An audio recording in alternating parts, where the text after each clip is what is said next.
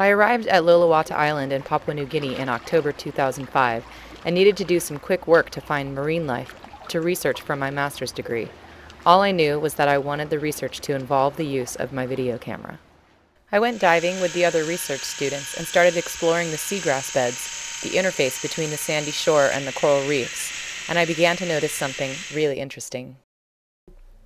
The seagrass beds surrounding the islands in Bootless Bay were teeming with life. I noticed many sea anemones in the seagrass beds, and sometimes fish approached these sea anemones and kept still for a really long time. And then I started noticing even larger anemones, with larger schools of fish remaining stationary by the anemones for even longer amounts of time. With a closer look, I could see that the fish were being cleaned by the cleaner shrimp that were living symbiotically on the anemones. Both of the animals mutually benefit from this relationship. Cleaner shrimp are known to keep fish healthy by removing and ingesting parasites, dead skin, damaged scales, and mucus from the fish.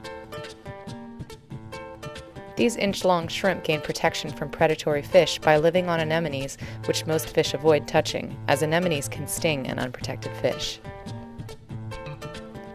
During my research, I would leave the camera rolling unattended by each anemone for 20 minutes.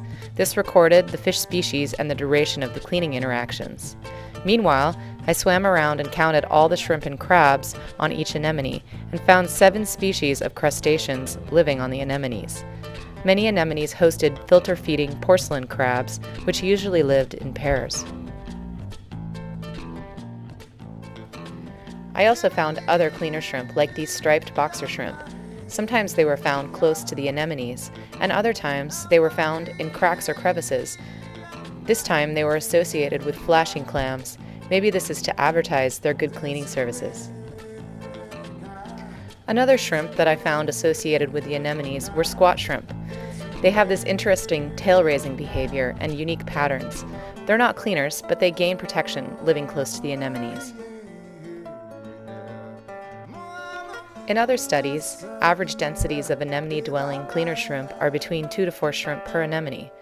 Some of the 30 anemones in my survey had a few shrimp on them. However, some had over 180 shrimp.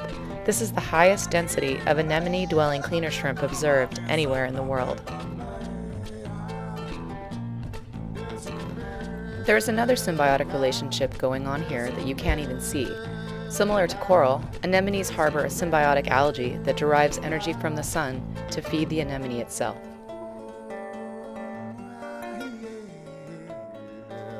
Other cleaners, such as these cleaner wrasse, are allowed by the fish to go inside of their gills and their mouths to increase the health of the fish.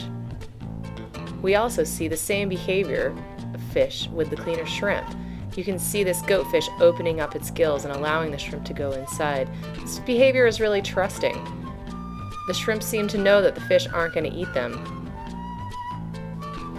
Sometimes the customers at the cleaning stations are really small, and sometimes they're really big, like this 4-foot great barracuda. You can see on its mouth that it has some tissue damage, and perhaps that's why it's approaching the cleaning station, to have the dead tissue cleaned off of its mouth. This barracuda was one of 30 species of fish that approached the cleaner shrimp during the survey. Sometimes there are unusual clients at the anemone cleaning stations, like this sea cucumber. Here you can see the shrimp cleaning its back. Hungry cleaner shrimp will even gently clean a diver's hand. Fish that are abundant on the outer reefs, like these yellow-tailed fusiliers, will sometimes be seen at the cleaning stations in the sand flats and seagrass beds.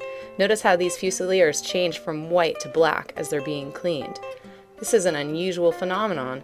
It seems to happen a lot at cleaning stations. Watch how this cornet fish flashes black, white, as it passes by the anemone. Somehow or another, this must be a signal to the shrimp to come and clean the fish. Notice this goatfish approaching and landing on the left, how it changes from white to black. I found that fish visited anemones with more cleaner shrimp for longer periods of time. Fish crowd around some anemones and may perceive the benefit of protection in groups similar to schooling fish on the outer reefs. Yet, crowding fish experience longer waits for cleaning. The real reason for the large gatherings at anemones in Papua New Guinea is yet to be determined, but the discoveries that I made about high shrimp densities, the species of fish involved in cleaning interactions, and the interdependence between the different species were powerful lessons for me about the interconnectedness of life.